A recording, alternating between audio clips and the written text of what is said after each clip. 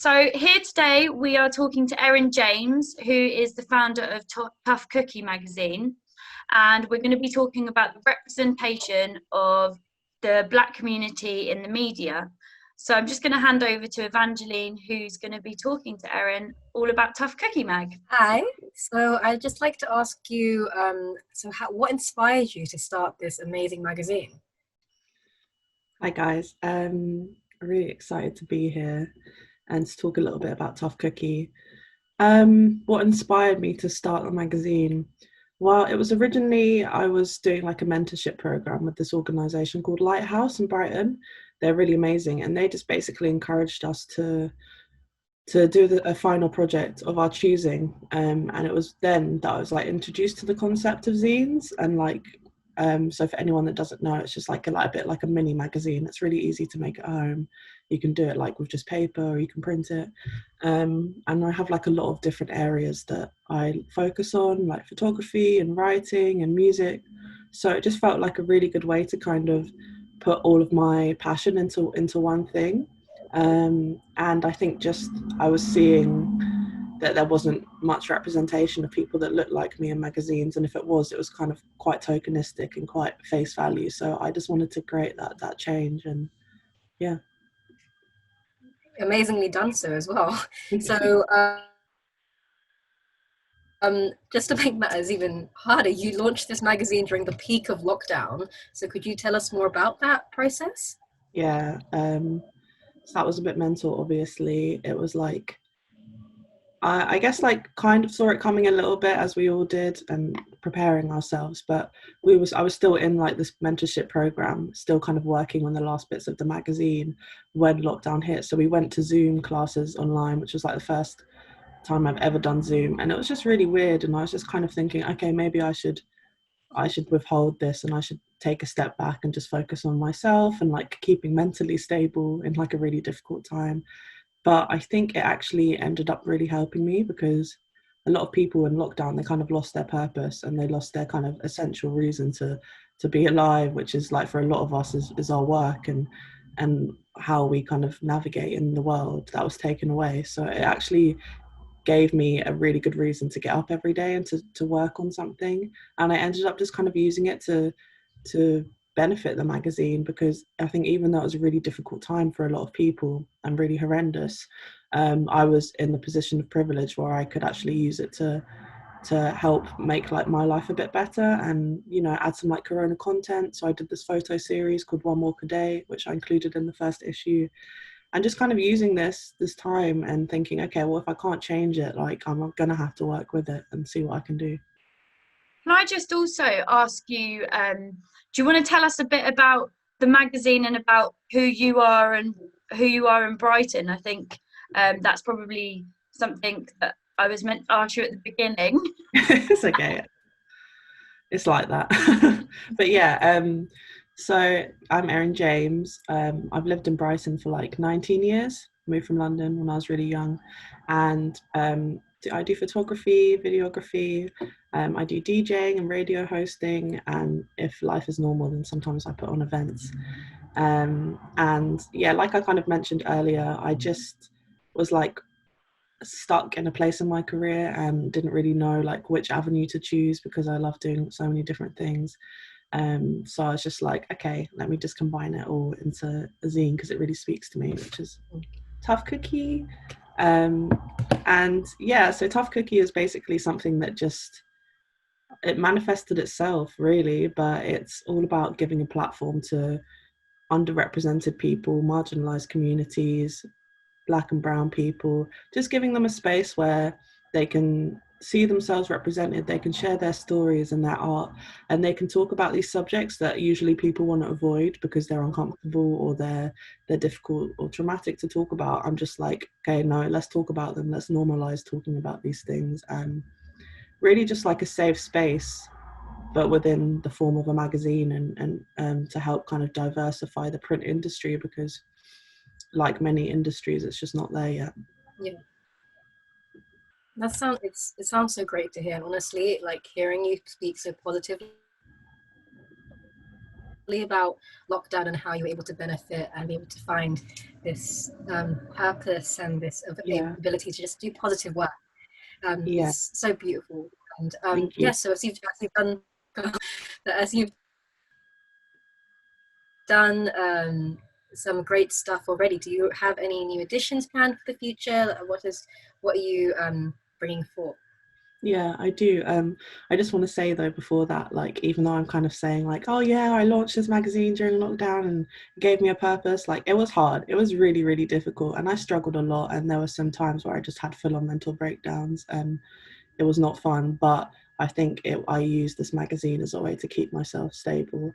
But yeah, I think like it's quite easy to be like, oh wow, look at everything that you've done, it's amazing, but you don't see like the behind the scenes, and like everyone else, I struggled. But yeah, so the next edition I'm hopefully going to release at the end of the month, if not November. Timing's always a bit weird, but it's called the All Black Everything edition. It's kind of in response to the Black Lives Matter movement and obviously everything that we've seen going on in the last couple of months. I felt like now is a good time to kind of just like keep that activism going and keep the revolution going. So whatever I can do, I'm going to try and do that. And for me, I felt like it was a really good opportunity to do that with my next issue of Tough Cookie. So just lots of black and brown creatives from Brighton, from London. There's even someone from New York. Like, just managed to get this like nice community around me of people who want to share their work and be black in whatever way that looks like for them. I'm not kind of asking people to conform to these ideas of what the public may see black people as. I'm kind of just trying to invite people to be themselves and show their art with absolutely no necessities or no kind of, I don't know, just to be themselves and to showcase their work however they would like to. Yeah, it sounds great. Like, just be their best selves. And yeah. So do you have any advice which you would give to young black creators who aspire to be part of this editing and creative industry? Yeah, I mean, I think I would say that like it's actually something that someone said to me, a woman called Chelsea Matada, who I interviewed for the first issue of Tough Cookie. She said, don't be afraid to be the only one, to be the only black person in a room, because you can have more than one. And I think that's sometimes something that people forget. So if you see a gap in the market, go for it and take it. And if there's already someone doing something similar to what you're doing, then you kind of just have to navigate that change and fit yourself into that and be a part of this change. And don't think that just because you have not had these experiences before, these opportunities, that you can't do it. I think like the world now is obviously listening and promoting and showcasing a lot of black creatives and black artists and black people in general, which is amazing. I think sometimes it does come from a bit of like a performative place where people are just trying to appear diverse and appear inclusive, especially for things like Black History Month. But I think I would say take advantage of that. If people are just trying to use you as a token, then get onto that platform and untokenize yourself and just speak from your place and speak your truth and get other black people in the room and do whatever you need to do. But yeah, I think my main advice would be just to don't let like previous expectations of what you can do hold you back, because while the world is still like a very difficult place for black and brown people, there is a shift, and I feel like it's good to take advantage of that shift and get your money, man. I love that. And that's so powerfully said. And yeah, so kind of just leads me on to challenges that you would have faced whilst creating this magazine. How did you overcome this? How did you like as you said, is you are human at the end of the day. There are bad days, and lockdown wasn't easy. How did you overcome all of this? um it's really hard to say. I think like just being really headstrong, which is really easy to say and really hard to do, but just like knowing that even if I get up and I can't get out of bed and I can't do any work that day, that's okay, and that I'll try again tomorrow. And if that doesn't happen, then I'll try again next week. Just having that faith in myself that like even if I'm behind schedule or I'm really depressed that day and I don't know what I'm doing and it doesn't feel possible, that like, yes, you can do it. Like really having that faith in myself and being like, it will come, like it will come when it comes.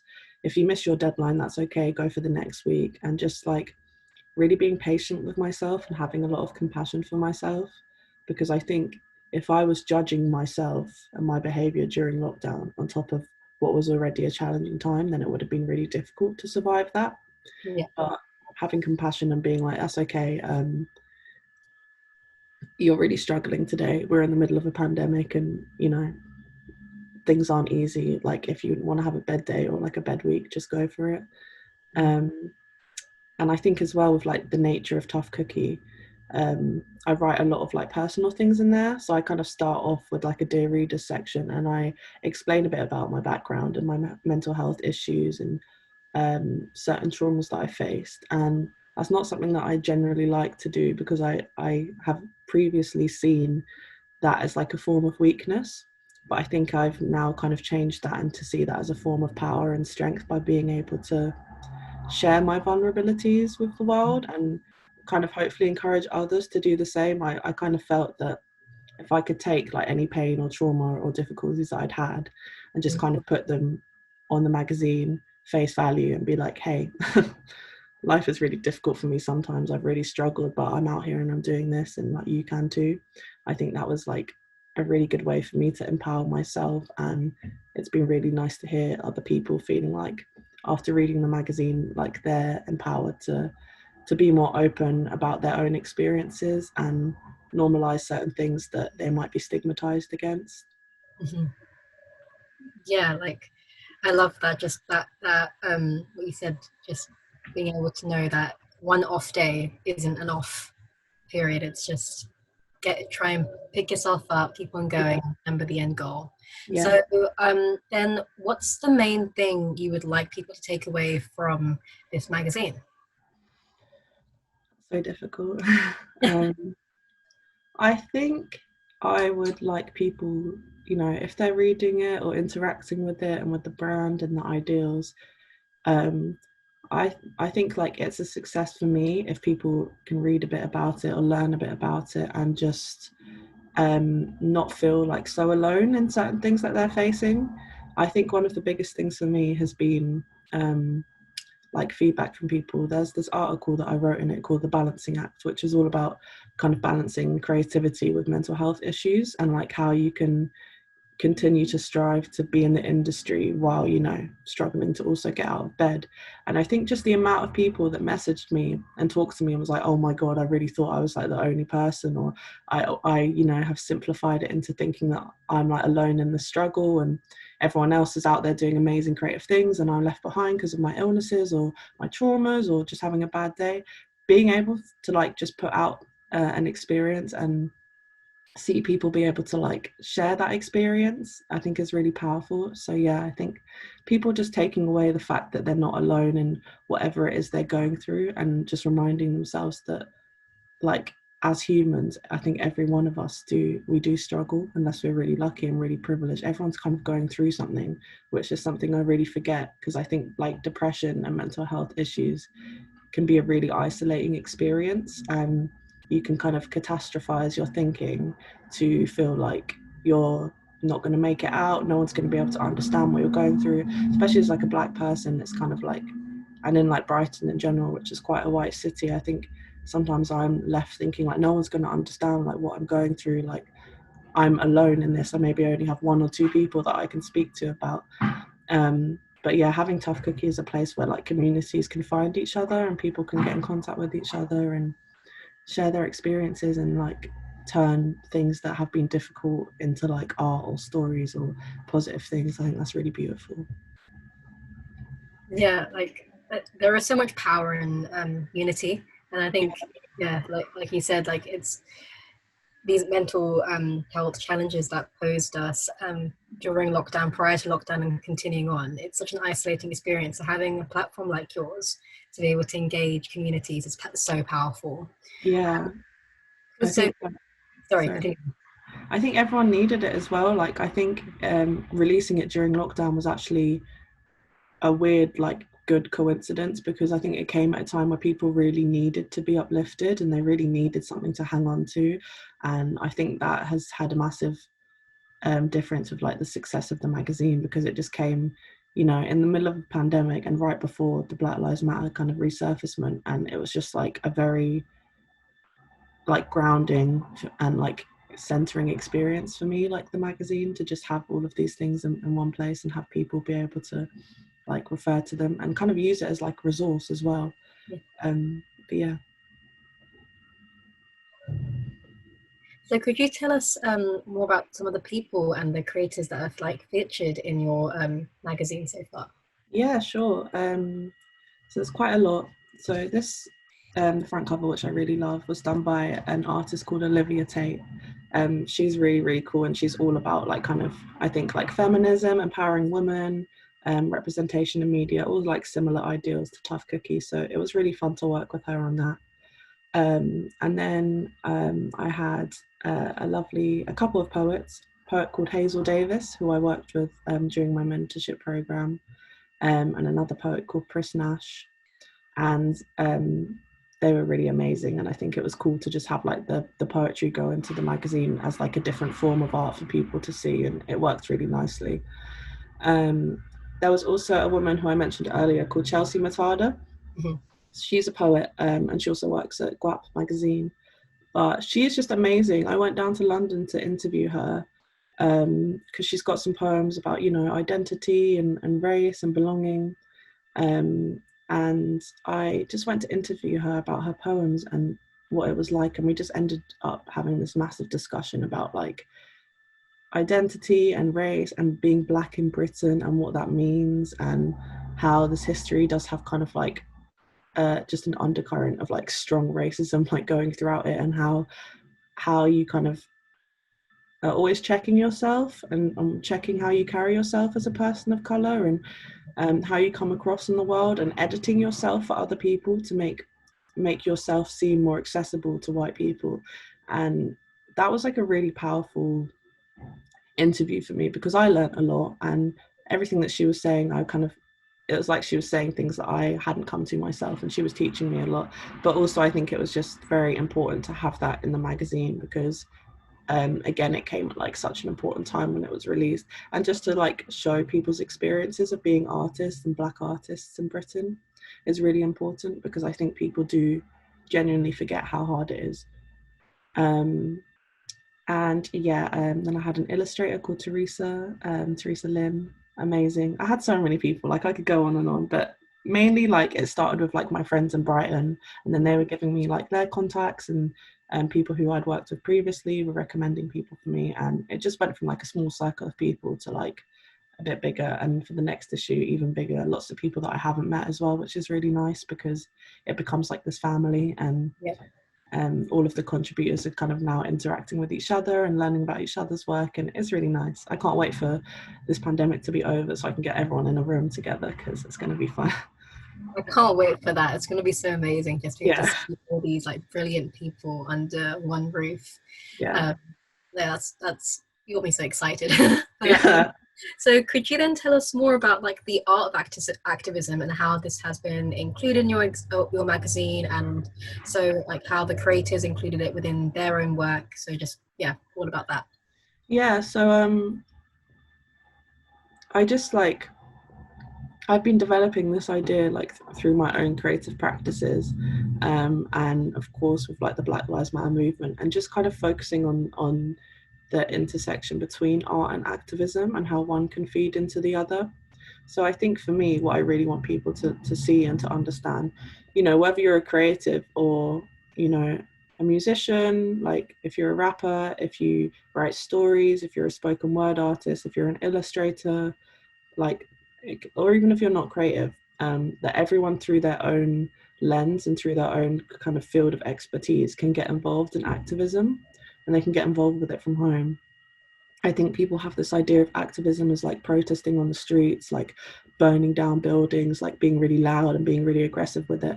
And like, I really want to deconstruct that idea, because I think it can be as simple as just taking a photo of Black people or people from your community and championing underrepresented people in your work. So like from an ally's perspective, just learning how to be more intersectional with your work and how to help create like a narrative and a reality that would be like ideal in this world. So having more of a representative like cast in your movie or in your stories, and then for like underrepresented people themselves, marginalized communities, people of color, just like I think it's so important that we remember that we can kind of gain some power back through our work and through our own ideas. And that's something that I've definitely done with Tough Cookie. I haven't seen that many zines or that many magazines or anything in the print industry that's like just really making it normal to feature people from like a wide array of communities and places and people and all of that. So I think it's something that's really easy to do, but people don't necessarily see that. So for me, it's just about opening up this idea to people that you can get involved in activism, you can literally be part of the revolution, and you can literally help change the world like through your own means, whatever that may be. So I think just sitting down with yourself, looking at what is realistic in your world and what you can change through your art, not putting too much like pressure on yourself, but at the same time kind of thinking, okay, what if I'm doing like 10 shoots a year, and I need to make sure that those shoots are representative of everyone, or that I'm making sure that I can do something, if there's like a hiring committee or you can recommend someone for a job, just actually having a look at like balancing the playing field for people and making it more inclusive if you have that power to do so. Yeah, and so like I think it's something that is going to be really evident in like the next issue of my magazine, because it really does focus on this idea of activism and art. And I do just want it to kind of be like a magazine, a zine that people can pick up and read and really just genuinely feel real emotion and like real power coming from the pages, and really feel moved to do something about inequalities wherever they can, because I think we can be really removed from that idea, and we can think that there's nothing that I can do, or I've done my bit by going to the protests, I've done my bit by sharing that thing on Instagram, and it's like a lifetime thing. It's not like a monthly thing or a weekly thing. It's something that if we do all genuinely want a better world, a more inclusive world, an anti-racist world, then that's something that we have to focus on for the rest of our lives, and that's just that. Kind of just reminds me of an Instagram post that I saw, and it was saying that I'm looking around at all these things and I wondered why hasn't somebody done something about this, and then I realized I am somebody. So it just takes it back to what you're saying about how there's just so much power in everything we do, and we don't need to get into like the negative aspects of social media. There's so many great things we can do. So then yeah so then on the other hand, and what challenges do you think that young Black people would be facing in the world of print and any industry, to be honest, for the matter of how we as a society can make a difference to change this?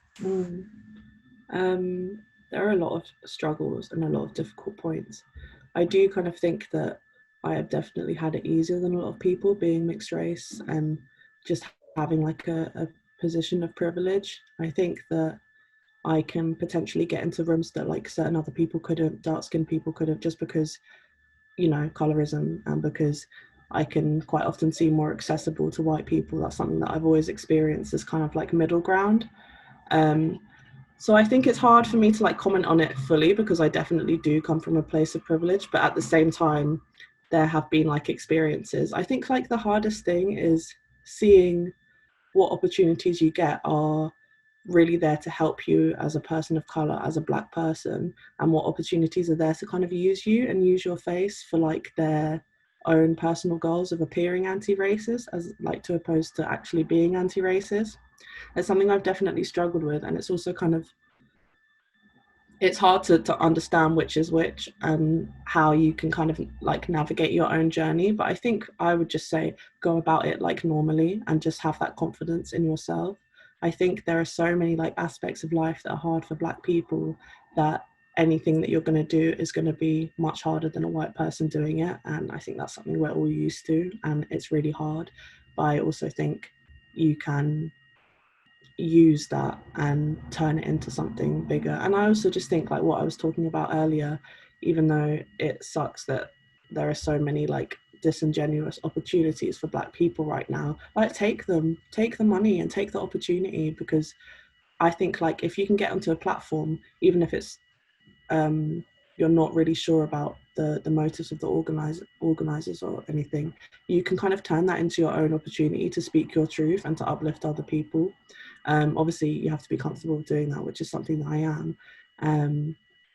But yeah, I think don't be afraid, like I said, to be the only person of color in a room, and don't think that you have to like sell off your Blackness or be like that Black person. You can just be a normal person, like doing your thing, being a person in the industry. It doesn't mean that like you have to write about race or identity or Black Lives Matter. You can write or photograph or, you know, sing about whatever you want to sing. And I think it is hard because when people look at you, they might assume that, you know, you're going to be like that really vocal, angry Black girl, which is something that I get a lot. And it can be as simple as you just wanting to share your ideas, which have nothing to do with race. And like, that's a completely okay and legitimate thing.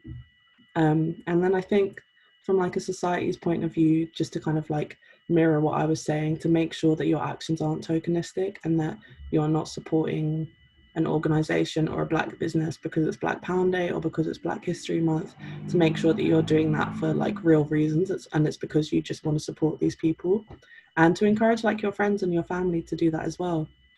And I think also just reinvesting in Black business is a really important and massive thing. It's something that I'm guilty of as well. It's like we always buy stuff, like I always buy stuff on Amazon, and then I kick myself later because I'm like, I could have easily brought that from like a local Black independent business, but I'm just too lazy to do that. So I think that's something I've really been working on myself, because it's something I really rely on for Tough Cookie. So I've seen like the other side of it. So now I think I really make an effort to reinvest into the Black economy, because that, you know, putting your money where your mouth is a massive thing. And like, I know that like I'm okay to spend like 15 quid on Deliveroo, so it's like, why am I not okay to put a bit of a donation in or like spend money on something from a Black person? Because it's again just leveling the playing fields, and just like working towards a more inclusive and intersectional world. And like particularly in Brighton, there are loads of Black businesses, and almost like in every sector, like if you could buy it from a white person or a white business, you can buy it from a Black person. So I think just like actually doing the research and having like the I don't know the word, but just having the thought and the initiative to kind of to do that for yourself, and to just level the playing fields, as I was saying, and just make an effort to make your purchasing habits and your habits in general anti-racist, inclusive. Yeah. Amazing. So yeah, and another huge part of your work is also including like breaking the stigma of mental health and trauma. And so, what advice would you give to our students about like normalizing this conversation? So I think don't feel pressure to do it, because I think I've kind of said like, oh yeah, I've shared a lot of my personal history and my personal problems. If you don't want to do that, like don't do that, that's fine, because there are definitely people in this world who will use that against you, and who will look at you differently if you say like you have a mental illness or you suffer from depression or schizophrenia or bipolar disorder, whatever it may be. So I feel like you kind of have to be protective of yourself, but at the same time, if you are comfortable with sharing like a piece of yourself and a piece of your soul, which is a really difficult thing, I would say like go for it, because I know for me it's been like the most empowering thing. And it's very weird because people who've read the magazine have come up to me and be like, oh, I'm really sorry that your dad died or that you went through this. And I'm like, how do you know that? And then I have to like remind myself it's because I've put it out into the world. But actually, it's a really cool thing because I've learned so much about other people, and even like close friends that I didn't know were going through things, just by opening up the conversation and kind of leading the way into like people feeling comfortable talking about these things. And I think like a big thing is just don't be afraid to ask for help, especially from like the Black and brown community. It's something that I think we really struggle with doing. Don't be afraid to ask for help, to call your friend, to ask for a therapist, to get on the NHS waiting list. I think mental health is really seen as a weakness. And if we were to break our leg, like, we wouldn't go into work, we would have a week off. But if we have a mental breakdown, I think 9 out of 10 of us would probably force ourselves or push ourselves to go back to work the next day, because it's not visible and people can't see it. So I think it's really important to be strong in understanding that mental health is like a serious thing, and it can be an illness, and it can be really difficult and debilitating, and that's okay. Like, if you want to have your bed day, that's fine. If you need to cancel something, just cancel it. Like, just don't be afraid to show up for yourself and support yourself. And one thing that I've really started doing is like trying to like treat myself as if I'm my own daughter. I know it sounds really weird, but like just trying to like look after myself as if I would my daughter, and like have that compassion for myself, and um like go after what I want, and make sure that if people aren't being understanding of like my mental health issues, especially like within work and stuff, just being really like headstrong on the fact that like, no, it's actually completely legal if I want to have a day off because my mental health is not okay. And as an employer, like, you need to respect that. And if you can't, then unfortunately I need to find somewhere else to work. Which is a hard thing to do because we all need money. And I think like if we were all to quit every time like an employer or a business did something that was like morally wrong, then like none of us would be employed. But at the same time, it's important to like champion your beliefs and what you believe in, and show up for yourself, treat yourself kindly and with compassion, and talk about it. Like, especially like I feel like with men, there are a lot of men that I've met that have recently started like opening up about their mental health to me, which is a really amazing experience, because it's something that I've not experienced before, you know, like with my dad or with my brothers. It's just never been talked about. And I think it's really empowering and really cool to see people just speaking up about it really casually. And if you get a bad response and or you get shut down, like, I do feel like you need to understand that that problem isn't from you, it's from the people around you. And if the people around you aren't giving you love, and they aren't making you feel good about yourself, or they're not listening when you're saying like, oh, I need help, then you really do have to remove those people from your lives, because you can't change the people around you, but you can change like who you hang out with. So I think that's a massively important thing. Yeah, that's so, I couldn't agree more with you on that, especially in terms of like allowing yourself to understand that mental health is a real thing, and when a break is needed, a break is needed. Like, even simple things like actually putting in a reminder to take your lunch break, or now that I think also, especially with lockdown and people getting used to retreating back into their homes, the idea of doing daily walks or your exercise, or actually getting aspect of fresh air. It's so important to remember that it is like your mind, a healthy mind equals to a healthy life, and it all starts from within. So and it should be a priority. Like, it has to be a priority. I think you, especially if you struggle with it, but even if you don't, like, you have to like write in a book, get like a book where you write all of your thoughts or your feelings down, or write a schedule or a daily routine. Because if I don't like force myself out of the house, sometimes I'm not going to leave the house for a week. So like, I really have to make it a priority. Like, no, I'm going for my walk today. Or if like I'm being asked to do a meeting or do a business thing, to be comfortable to decline that, because like, no, I have therapy, or I need to go for a walk, or I need to be off social media. So yeah, I think it's like super important to treat it as like a job, and like put as much energy into your mental health as you would your work, because otherwise you really do feel like the effects of it, and it really does start wearing you down. Yeah. So it was so great hearing all of this. Sorry, Amelia. That's okay. I was just going to say that kind of concludes all of the questions that we've got for you today. But a really important question that I've realised that we haven't got on there is, where can we get the magazine? Sure. So you can find like Tough Cookie. It's at Tough Cookie Mag on Instagram and on Facebook. There's links in the bio to buy. So you can also search like Tough Cookie Mag Big Cartel. That's where my online shop is. So people within the UK, they can order a print version, which I would highly recommend just because it's like the full reading experience and it's something you can like hold and feel and stuff. People who can't, or they're on a smaller budget, or they're maybe international, there's a digital copy as well, which is really cool. So yeah, people can buy it mainly through Instagram. I'd say is like the most accessible way to find it. And also just to keep an eye out for the second issue, which is going to be coming, you know, within the next month or two, which is going to be really exciting. Sounds so exciting. Thank you so much for meeting with us today. It was so amazing to hear everything that you've done, and also the real life spin that you put in it, like completely being open and saying, yeah, there's tough days, and what we get to those good days. So I think that's amazing. Yeah, just thank you. Well, thank you guys for having me. It's been super nice to talk on this platform and just to be able to like provide these opportunities for people of color and Black people to not just be like this kind of like spectacle. It's just like, yeah, we want to find out a little bit more about you and your practices. So I really appreciate it, and I hope to see more of it.